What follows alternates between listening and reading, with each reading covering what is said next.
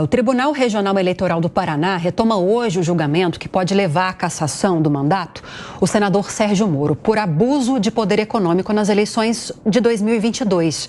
Quem traz mais informações para a gente a respeito disso é o Paulo Caetano. Paulo, bem-vindo, bom dia para você. Que informações você tem a respeito da retomada desse julgamento, por gentileza? Muito bom dia, Lívia. Muito bom dia para todos que nos acompanham pela rede Jovem Pan. O julgamento será retomado hoje a partir das 2 horas da tarde. Todo mundo aqui no estado, muita expectativa para esse julgamento. Por quê?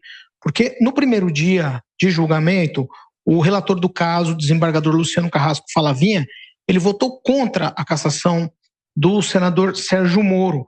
O magistrado ele fez questão ali de falar da falta de regulamentação sobre o tema, principalmente aí sobre despesas de pré-campanha. E ao analisar de forma individualizada, ele disse que não havia indícios para a cassação do senador Sérgio Moro. Isso tomou muita gente de surpresa aqui no estado, principalmente os partidos políticos que estavam já se articulando para colocar candidaturas aí para essa possível eleição suplementar ao Senado. Retomando sobre o julgamento de hoje retoma a votação na seguinte ordem. Alguns desembargadores vão votar hoje nessa ordem. Por exemplo, começa pela votação do desembargador José Rodrigo Sade, que foi o último indicado. Aí depois a desembargadora Cláudia Cristina, depois Júlio Jacó, depois Anderson Ricardo, depois Guilherme Frederico, depois o desembargador, que é o presidente do Tribunal Regional, Sigurd Robert Bengtsson. Aí cada um deles vai poder justificar o voto pelo tempo que achar necessário. E o TRE também reservou a próxima segunda-feira, dia 8, para esse julgamento. E aí, por conta disso, por conta do tempo de votação, não se sabe ainda qual o tempo que vai levar todo esse julgamento. O que se sabe é que, independente do resultado aqui no Paraná, aí pode haver um desdobramento no Superior Tribunal Eleitoral em Brasília. Obrigada, Paulo Caetano, pelas informações. Um bom trabalho para vocês. Claro, vamos ouvir os nossos comentaristas sobre as expectativas para essa retomada de julgamento. Amanda Klein e Cristiano Vilela, começando com você, Amanda. Eu li muitas análises que apontam para uma hostilidade muito baixa, uma chance de cassação no Tribunal Regional Eleitoral do Paraná muito baixa para Sérgio Moro. Mas o próprio Paulo lembrou que PL e PT podem recorrer ao TSE e lá já há um ambiente mais hostil para ele, o que poderia, sim, na Corte Maior, levá-lo à cassação. Queria sua análise, o que você espera no desenrolar desse processo? E vão fazer isso, viu, Lívia? Vão recorrer ao TSE. Ao TRE, acho que a gente vai ter um retrato mais claro hoje, pode, inclusive, acabar o julgamento. Quem retoma é o desembargador Sade, né, que até pediu a vista na sessão passada, na segunda-feira.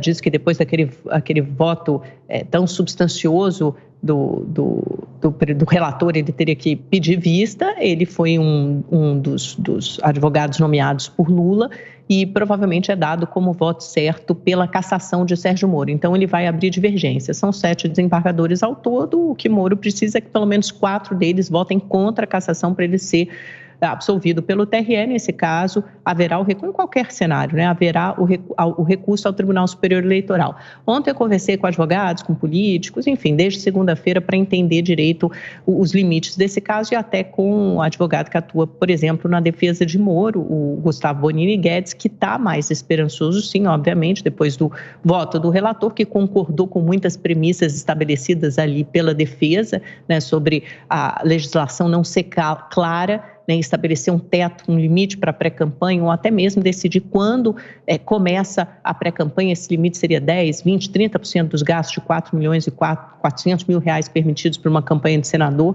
sendo que, claro, Moro começou numa campanha para a presidência da República, depois aquilo, por vários motivos políticos, se inviabilizou, ele saiu do Podemos e foi para a União Brasil. Agora, o que vários advogados em direito eleitoral argumentam é que, mesmo que isso tenha acontecido, o que importa para a legislação eleitoral eleitoral, isso já foi decidido no caso da Selma Arruda, é o impacto que esses gastos tiveram na eleição. E segundo vários advogados de direito eleitoral, o impacto de milhões de reais gastos na pré-campanha, mesmo que fosse uma pré-campanha para a presidência da República, tiveram um impacto sim no resultado do pleito que acabou elegendo Sérgio Moro. Bom, enfim, para resumir, você tem toda o condão, a interpretação, o pano de fundo político, né? No TSE também tem uma coisa importante que vai acontecer, porque em junho sai o Alexandre de Moraes e assume a Carmen Lúcia a presidência do TSE, e você tem uma mudança na composição do tribunal que pode ficar mais favorável para Moro, porque aí você tem a Carmen na presidência, fica o Nunes Marques e o André Mendonça assume, podem ser votos pró-Moro, né? Nunes Marques e André Mendonça,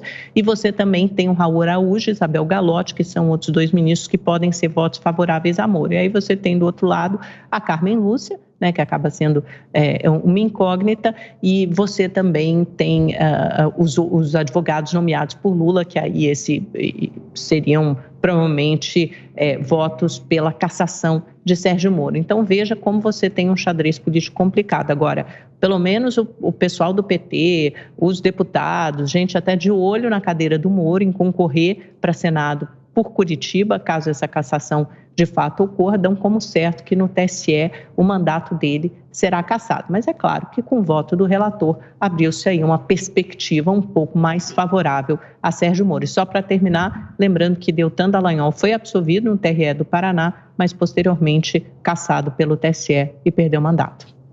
Pois é difícil a gente explicar para a sociedade como é que pode tantos condenados por corrupção estarem soltos, estarem prestigiados, e nós temos o caso do senador Sérgio Moro, que está com grande possibilidade de perder o seu mandato parlamentar sem algo que demonstre claramente ou que convença a sociedade de uma prática irregular. Quando se analisa o que foi feito na pré-campanha, por diversas vezes eu tenho colocado, é fundamental haver uma regulamentação. Não se pode condenar uma pessoa sem se ter claro quais são os parâmetros de gastos que podem ser feitos na parte pré-eleitoral. Até porque o período de pré-campanha é justamente o período para se fazer o media training, para se fazer uma preparação de comunicação por parte do partido, por parte do futuro candidato, fazer um trabalho prévio com os advogados para a estruturação jurídica das futuras campanhas. Então, é fundamental que haja uma regulamentação.